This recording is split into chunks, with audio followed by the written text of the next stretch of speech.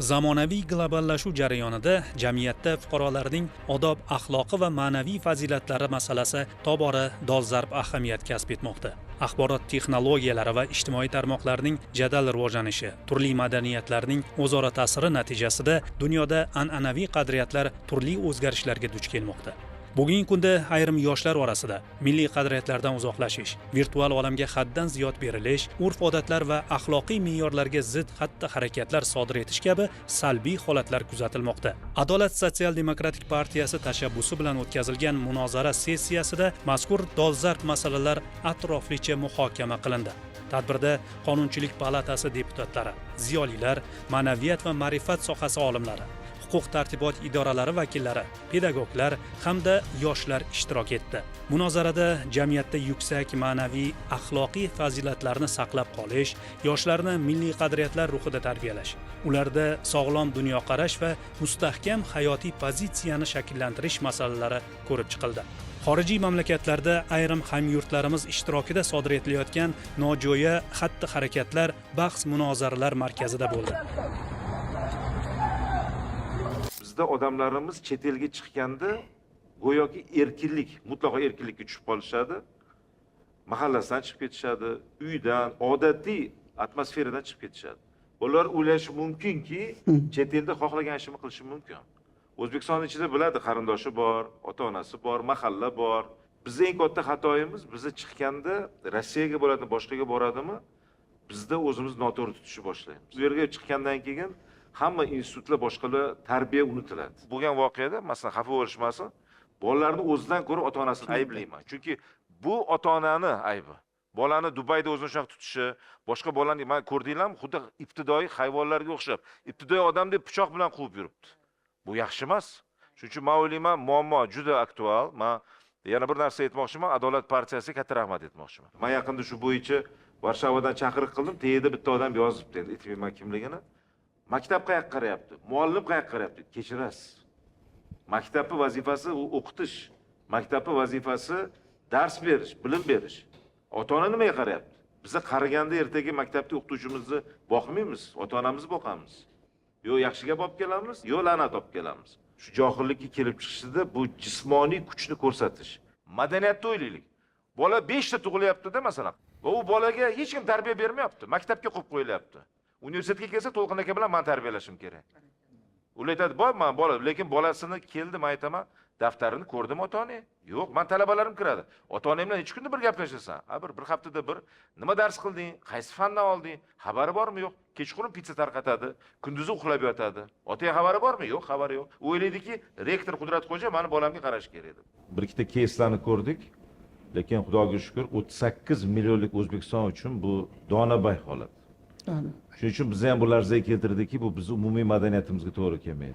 Oiladagi tarbiya, ota-onani farzandga munosabati, o'shani komil inson qilib tarbiyalashdagi mas'uliyati oxirgi paytlarda biroz susayganga o'xshaydi. Yoki o'sha bir moddiyatga berilib ketdik ba'zan. Ma'naviyat, ta'lim, tarbiya qolib ketib, bir hozir shu pulli ketidan quvish, moddiyat, o'sha qasrlarni qurish, gumbillatib to'y qilish, hali mammallik, o'zini ko'rsatish nihoyatda avjiga chiqib ketdi. Ming afsus.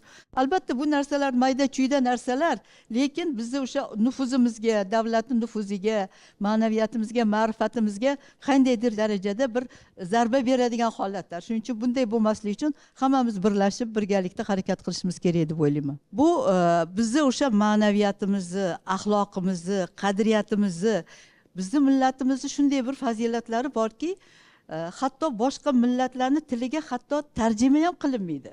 Masalan, kamtarlik, ibo, hayo, ota-onaga, yurtiga, vataniga, mahallasiga bir sadoqat bilan xizmat qilish, ularni ko'z qorachig'idek asrash degan bizning juda yaxshi qadriyatlarimiz bor.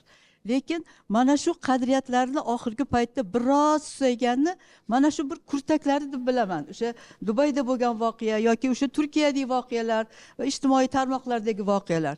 Shuning uchun bu masalaga birinchi navbatda ota-ona mas'ul deb bilaman. Bitta voqea bilan butun bir millatga, butun bir avlodga, butun bir ajdodga baho berish mumkin emas. Tadbir ishtirokchilari o'zbek xalqining azaliy fazilatlari, bag'rikengligi, tanti va mehmondo'stligi haqida so'z yuritdilar. Ular bu muqaddas zaminda yetishib chiqqan buyuk allomalar, mutafakkirlar va ziyolilarning jahon sivilizatsiyasi rivojiga qo'shgan hissasini alohida ta'kidladilar. Bugungi kunda ham ajdodlar an'analarini munosib davom ettirayotgan iqtidorli yoshlarimizning ilm-fan sohasidagi yutuqlari xalqaro miqyosda e'tirof etilayotgani mamnuniyat bilan qayd etildi. Shu bilan birga, ayrim shaxslarning nomaqbul xulq-atvori tufayli butun xalqni ayblash mutlaqo noto'g'ri ekanligi, bunday holatlarni alohida ko'rib chiqish va xolisona baholash lozimligi ta'kidlab o'tildi. Butun dunyo o'zbek yoshlariga hayrat bilan boqayapti. Dunyo bugun birozgina hayron bo'lib boqayapti. Nimaga? Keyingi 2-3 yil ichida mana xabaringiz bor, birinchisi Hindistonda yoshlarimiz jamoaviy shaxmat musobaqasida jahon chempioni bo'ldi. Bitta odam bo'lishi oson, lekin jamoaviy juda qiyin. Prezidentimiz shaxsan telefon qilib har birini tabrikladi. O'tgan yili 16 ta oltin medal oldi Parijda, yana yoshlarimiz. Birgina Diyora Keldiyarova butun yer sayyorasini hayratga solib bir necha hafta titratib desak xato bo'lmaydi. Chunki ijtimoiy tarmoqlarda faqat shuni aylantiryapti. Mana endi yaqinda mana bu 17 yoshgacha bo'lgan yoshlarimiz mana Osiyo chempioni bo'ldi. Endi o'yinmisan o'yin bo'ldi. Va prezidentimiz ularni tabriklab yana bir suhbatda bir ajoyib gap aytdi. Bu bolalarning orqasida hech kim turgani yo'q, korrupsiya yo'q, tanish bilishchilik yo'q degan gapni aytdi. Endi mana shu undan tashqari yana bitta guruhda aytib ketay, Islomjon. Mana shu oltin medal olganlarni butun davlatimiz, jamiyatimiz olqishlab o'rgandan keyin olimlar biroz gina qila boshladi. To'g'ri gina qildi. Xo'p, ular sportda oltin medal olgan bo'lsa, bizdagi fan olimpiadasi, xalqaro haligi fan olimpiadalarda shoda oltinlar olyapti deb. Mana keyingi 2-3 yil, 4-5 yil ichida O'zbekiston yoshlari dunyoni shunday hayratga soldi. Bularning hammasini orqasida faqat ota-ona turibdi. Bu gapingiz noto'g'ri, mavhum gap haligi. Biz hammamiz mas'ulmiz. Biz hammamiz ehtiyot bo'l. Yo bu kim o hammamiz? Kimsan sen? Men kimman? Qaydan bilasan? Eng to'g'ri gapni mana ustozlar aytayapti. Konkret ota oila sultoni degan gap bor. Konkret ota-ona birinchi keldi. Ota-onani izmidan chiqdimi, u mahalla ham, boshqasi ham bir pul bo'lib qoladi. O'zbekiston bugun jahonda o'zini imijiga, obro' e'tiboriga va butun dunyo, hattoki Yevrosoyuzda ham o'zini o'rnini topa olgan mamlakatga aylandi. Falsafada tushuncha bor, sabab va oqibat. Sababini qidirishimiz kerak, oqibatini, yechimini yechishimiz kerak. Oiladagi ta'lim, tarbiya, axloq mexanizmlari istaysizmi, istamaysizmi, butun jahonga ibrat andoza bo'lyapti. Juda achinarli hol. Bu voqea demak bizni birinchi navbatda men shunaqa deb tushunaman, o'tgan avlod ajdodlarimizni qabrini chiqiratdi. Chunki bizda bunday yovuzlik, bunday bir dahshat, bir vahshiylik bizni qonimizda bo'lmagan, bo'lmaydi. 16-yildan buyon biza yo'llarda hech qanaqa radar ham bo'lmadi. Ko'p joyda gayib postlari yopildi, ko'chada gayidi xodimlar ham kamaydi. Lekin biz nima qilishni boshladik? 50-60 o'tadigan joyda 100 o'tamiz. Mana O'zbekistonda urush bo'lmayapti, lekin har yili 3000-4000 odam avariyada halok bo'lyapti. Qancha odam nogiron bo'lyapti. Buning oqibati nima? Shu yangi mashina oladi yoki ichadida kechqurun 100-120 yoki kunduz kun maktabning oldidan 80 da o'tib ketadi. Bizda qizilga o'tganga jarimani kamaytirish kerak yoki falonga. Men aytaman, qonunni buzma bo'ldi. Nimaga odam o'ldirib ketish jarima bilan qutuladimi? Keyin yana mashina ursa, kechirasiz, men ijaraga olganman, bu mashina meniki emas. Oladigan hech narsasi yo'q, lekin mashinada gazib qo'yib yuradi, bosib yuradi. Men buni sababini ko'ramanki, bugungi kunda bizda shu johillikka tegida madaniyatsizlik o'tadi. Bizda bu jiddiy johillik bu. Bu millatni, davlatini mana hozir aytildi, butun dunyo haqiqatan tan olyapti yurtimizdagi islohotlarni, ijtimoiy, iqtisodiy, ma'naviy jihatda. Shuncha bo'lib turgan paytda hozir bundoq taqqoslasangiz, bizlarning yoshligimizdagi davr bilan hozirgi davr yer bilan osmoqcha. Barcha imkoniyat. O'qiyman desa marhamat. ishlayman desa ham marhamat, tadbirkor bo'laman desa ham marhamat, xorijiy tilni o'rgan desa ham marhamat, biznesmen bo'laman desa ham marhamat. Hamma narsa bo'lyapti. Bu faqat to'qlikka sho'xlik. 4 qavat imorat quramiz, lekin uyimizda bitta burchak topa olmaymiz kutubxona qilishga. Shuning uchun birinchidan kitobga mehr uyg'otishimiz kerak. Siz endi yumshoqroq aytdingiz. Men o'sha keskinroq aytdim, chunki tanamga ta'sir qilib chet elda yurgandimda. O'sha ota-onalarni televideniyega olib chiqish kerak. Shu bolalarning ota-onalarini. Mayli sazoyi qilish ma'nosida emas, lekin shu bolasi qanaqa bo'lgan, nimaga shu kunga yetib keldi? Ota-onaning aybini o'z bo'yniga olish kerak, menimcha. Biz agar yaxshi tarbiya bersak, og'zi burnimiz moy bo'ladi. Agar yomon tarbiya bersak, bizni ham og'zi burnimiz qon bo'ladi. Shu ota-onalar uyg'onish shularning 2-3 tasini televizorda ko'rsatsa, bu ichki bizning yechimimiz. Sal ota-onalar ham boshqalar sergey tortadi. Oila kodeksiga ota-onani majburiyati ko'rsatilgan. Ota-onani majburiyati nimalar kiradi? Bolani tarbiyasiga birinchi navbatga ota-ona javob berish kerak. Mayli, mahalla ham, faxrilar ham, maktab ham, bog'cha ham hammasi tarbiya qilishga majbur, uni tarbiyasiga o'zining hissasini qo'shadi. Lekin 24 soat farzand bilan birga bo'layotgan bu ota-ona. Bekorga hozir aytilmayapti. Bola bilimli bo'lish kerak. Ilm o'rganish kerak, kitobni yaxshi ko'rish kerak, kitobga o'qishiga ahamiyat berish kerak, dono bo'lish kerak. Eng asosiysi zukko ham vijdonan toza ishlaydigan farzandni tarbiya qilsa, bu xalqimizga, vatanimizga, yurtboshimizning maqsadlariga amalga oshiradi. Chet elga ketayotganlar uchun har bir insonni uni CV'sini o'rganib, oilaviy kelib chiqish tarixini o'rganib, jinoyat qilganmi? Jinoyat qilgan bo'lsa, umuman chet elga chiqarmaslik chorasini ko'rish.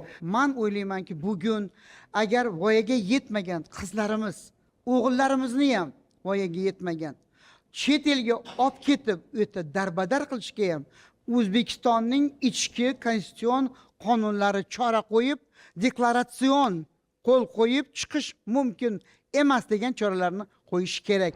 Yoshlarimiz chet elga chiqqanda bilish kerakki, ular kimning farzandlari? Ular qaysi yurtdan keldi? Agar bilasizlar, Samarqanddan bo'lsa, hamma kimni eslaydi? Imom Buxoriy bobomizni eslaydi. Qashqadaryodan mansa Amir Temur bobomizni eslaydi. Toshkentdan bo'lsa Kaffol Shoshini eslaydi. Har bir mintaqamizda, agar Surxondaryodan bo'lsa Termiziy bobomizni eslaydilar. Shuning uchun o'ylaymanki, biz borganimizda bizni qanday tariximiz bor, 3,5 yillik. Biz kimlarning farzandligimiz va shu millatimizga bir dog' tushirmaslik uchun juda harakat qilishimiz kerak. Men qachon maktabdan kelsam, otamda ham, onamda ham qo'lida ya kitob, ya jurnal ko'rardim. Bolam mana buni o'qi, bolam mana buni yodla degan gapni aytardi. Demak, biz bugun ota-onalarga, mana Jamila opam juda to'g'ri gap aytdilar. Ota-onalarga ana shu bolalarni kitobxonlikka, gazetxonlikka, jurnalxonlikka qaytarish madaniyatini yo'lga qo'yishimiz kerak. Mana masalan, kim bugun bolasiga gapirib beradi? Abdulla Qodiriy kim? Jaloliddin Menkburni kim? Manguberdi emas, Menkburni. Beruniy kim? Ibn Sino kim? Termiziy kim? Ikkita Termiziy bor. Bir-biridan nima? Hech kim gapirmaydi. Hech kim. Bu kechirasiz, faqat mana bu yerda o'tirgan bizni qora ko'z, bizni o'qituvchilarning vazifasi emas. Shu ota-onalar ham o'zi bugun Wikipedia bor, Google bor, ChatGPT bor. Bolasiga tema qil, bitta shambi suhbatlash, keyingisiga boshqa. Bolang bilan gaplash.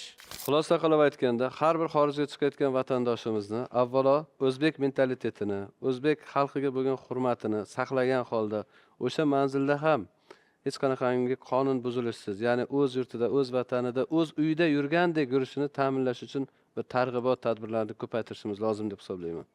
Ta'kidlanishicha, bugungi kunda yosh avlodni ma'nan barkamol qilib tarbiyalash jarayoni ota-onalarning farzandlari bilan muntazam muloqotda bo'lishi, ularning fikrlari va takliflarini o'rganish, yoshlarning axloqiy qadriyatlarini shakllantirishga bevosita bog'liqdir. Shuningdek, yoshlarimizni ma'naviy va axloqiy qadriyatlarga hurmat ruhida tarbiyalash yo'nalishidagi sa'y-harakatlarni yanada kuchaytirish zarurligiga e'tibor qaratildi. Munozara yakunida farzand tarbiyasida oila, mahalla va ta'lim muassasalarining hamkorligini kuchaytirish, yoshlarga milliy va umuminsoniy qadriyatlarni chuqur singdirish bo'yicha aniq takliflar ilgari surildi. Ota-onalar va mahalla faollarining bu boradagi mas'uliyatini oshirish zarurligi alohida qayd etildi.